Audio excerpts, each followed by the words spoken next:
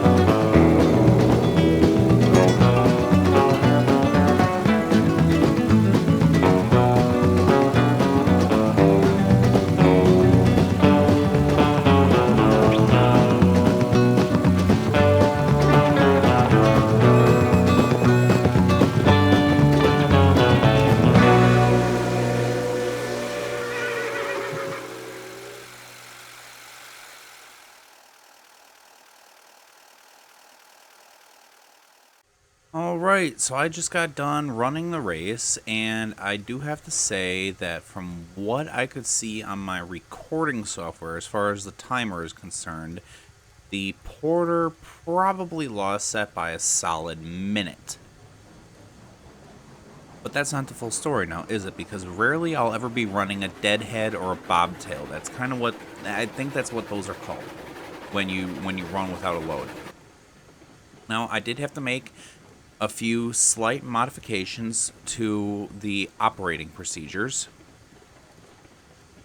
Namely, I decided that on that main hill going in, I'm probably only going to run the locomotive at 75%. Now, for something like the Porter that does very well on hills, I don't think that's going to be an issue. But for something like the Eureka,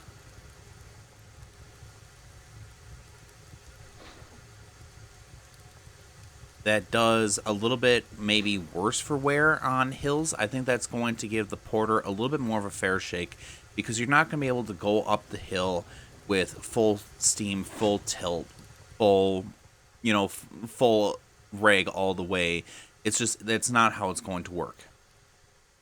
Now, if the Eureka slows down to the point that it stalls on the hill, I will give it a little bit of a boost. I don't want it to get like stuck on the hill. But that is also something to consider when you are looking at the results is, did the Porter get stuck on the hill? Did the Eureka get stuck on the hill? Did the Porter have better control, or did the Eureka have better control? Now, obviously, I think that battle is going to go towards the Porter because the Porter is just such a strong locomotive. But that's something that needs to be seen. That's something that I actually want to document. I've seen pull tests where they compare the Porter to the Eureka, and the Porter pulls the Eureka basically screaming around the track. The Porter has so much more traction effort than the Eureka. But that's not what this is concerned about. This is how fast can I get a train, not a locomotive, a train from the freight depot to the logging camp and back. So let's get this girl set up. Let's get her going. Another thing is I decided to speed up. I will put the actual number on what I ended up speeding her up at right here in the video. So if I forget, blame editor Alex, or blame editor Carburetor, not player Carburetor. Totally different person. I mean, totally different. I don't even think they're related. But yeah, that's what I was complaining about earlier also about the Porter's brakes. The Porter does not exactly have the best brake, but what do you expect out of a small locomotive? But anyway, let's get her set up, let's get her fueled up, let's get her watered up, and then we can start this portion of the race. Obviously, I'm probably going to race the Porter first and then come back and race the Eureka second, but I'll try and keep their positions on screen the same. I'll see you in the next cutaway segment.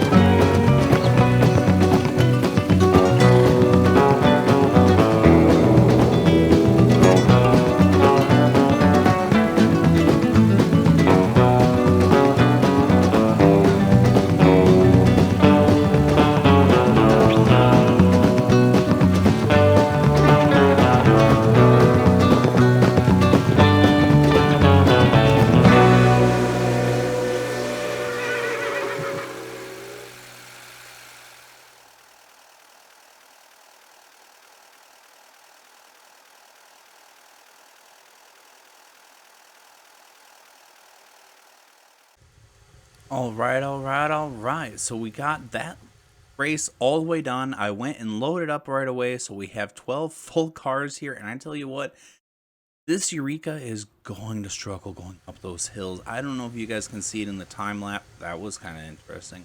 If you guys can see it in the time lapses, but this thing struggles going uphill. So, yeah.